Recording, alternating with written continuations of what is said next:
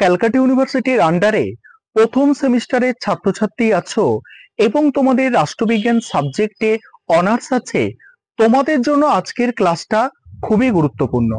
আজকের ক্লাসে তোমাদের প্রথম সেমিস্টারে রাষ্ট্রবিজ্ঞান অনার্স সাবজেক্টের ডিএসসিসি 1 পেপারের 100% কমন যোগ্য সাজেশন নিয়ে আলোচনা করব। তোমরা জানো, নতুন সিলেবাস অনুযায়ী আমাদের প্রথম সেমিস্টারে রাষ্ট্রবিজ্ঞান অনার্সের ক্ষেত্রে ডিএসসিসি 1 পেপারের কোনো ছোট প্রশ্ন থাকে না। এখানে কোয়েশ্চেন প্যাটার্ন কি আছে, তোমাদের যেটা ডিএসসিসি 1 পেপার আছে, এখানে 3 ধরনের কোয়েশ্চেন তোমাদের পরীক্ষায় থাকে। এক হচ্ছে তোমাদের 5 নম্বরের প্রশ্ন। 5 নম্বরের প্রশ্নের জন্য 100 শব্দের মধ্যে উত্তর লিখতে হয়। 5 নম্বরের প্রশ্ন পরীক্ষায় 3টে উত্তর লিখতে হবে। দ্বিতীয় থাকছে তোমাদের 10 নম্বরের প্রশ্ন। 10 নম্বরের প্রশ্ন মডিউল 1 থেকে একটা, মডিউল 2 থেকে একটা, অর্থাৎ 10 নম্বরের প্রশ্ন পরীক্ষায় তোমাদের দুটো উত্তর লিখতে হবে এবং এক একটা 10 নম্বরের প্রশ্ন 150 শব্দের মধ্যে অর্থাৎ 150 শব্দের মধ্যে লিখতে বলা হয়েছে। আর থাকে তোমাদের 20 নম্বরের প্রশ্ন। 20 নম্বরের প্রশ্ন পরীক্ষায় দুটো অ্যান্সার করতে হয়, মডিউল 1 থেকে একটা, মডিউল 2 থেকে একটা। আর এক্ষেত্রে 20 নম্বরের প্রশ্নর ক্ষেত্রে 500 শব্দের মধ্যে উত্তর করতে বলা হয়েছে ক্যালকাটা ইউনিভার্সিটির নিয়ম অনুযায়ী।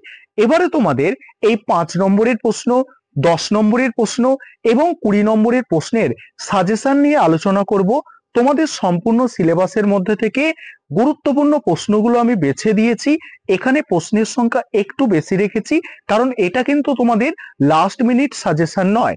এই প্রশ্নগুলো তোমরা প্রথম থেকে যদি তৈরি করো, পরীক্ষায় অতি অবশ্যই ভালো ফল করবে। তাহলে আমি স্ক্রিন রেকর্ডের মাধ্যমে প্রশ্নগুলো দেখাচ্ছি, অর্থাৎ আলোচনা করছি, তোমরা দেখে নাও। আরেকটা বিষয় এখানে তোমাদের বলার আছে, তোমাদের জন্য অনলাইন কোচিং ক্লাস চলছে। তোমরা যদি প্রথম সেমিস্টারে রাষ্ট্রবিজ্ঞান অনার্স সাবজেক্টে অনলাইন কোচিং ক্লাসে কেউ অ্যাডমিশন নিতে চাও, স্ক্রিনে যে নম্বরটা দেখতে পাচ্ছ এই নম্বরে যোগাযোগ করে অ্যাডমিশন নিতে পারো।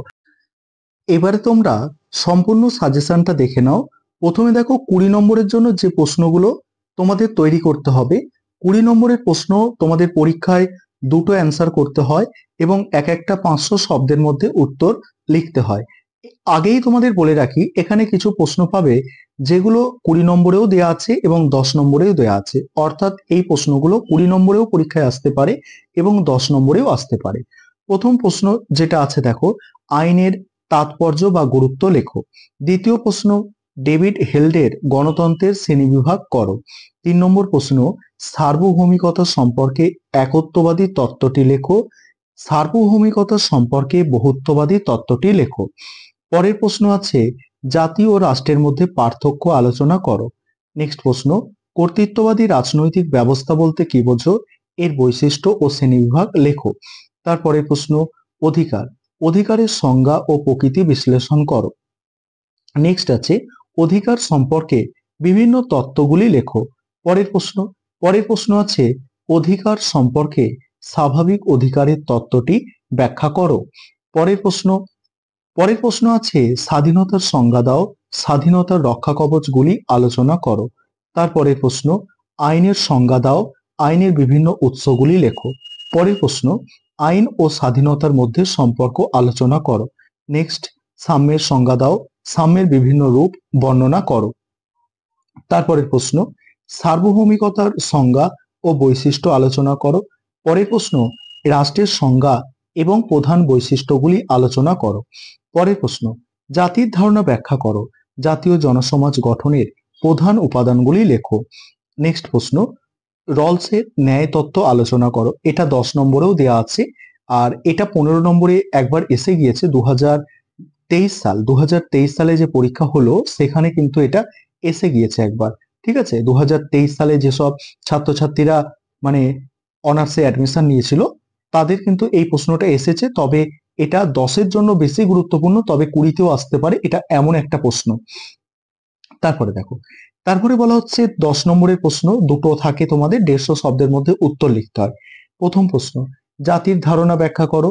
দ্বিতীয় প্রশ্ন, সার্বভৌমিকতা সম্পর্কে একত্ববাদী তত্ত্ব লেখো। নেক্সট, স্বাধীনতা ও সাম্যের মধ্যে সম্পর্ক লেখো।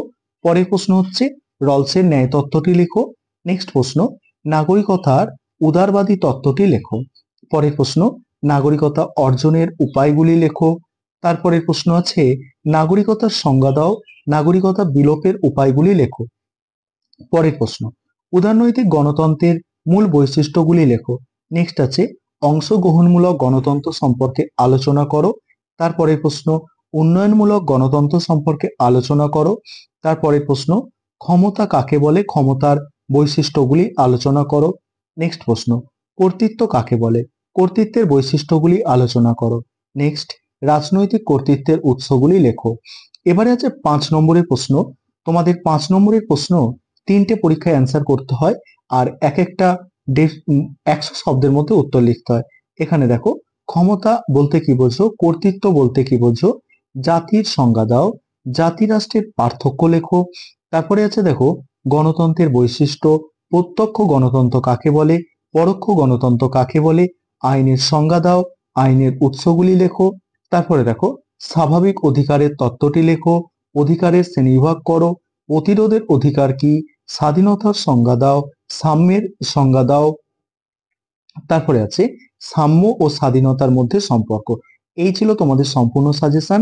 এগুলো তোমরা প্রথম থেকে বছরের অভ্যাস করো, অতি অবশ্যই তোমাদের পরীক্ষা ভালো হবে।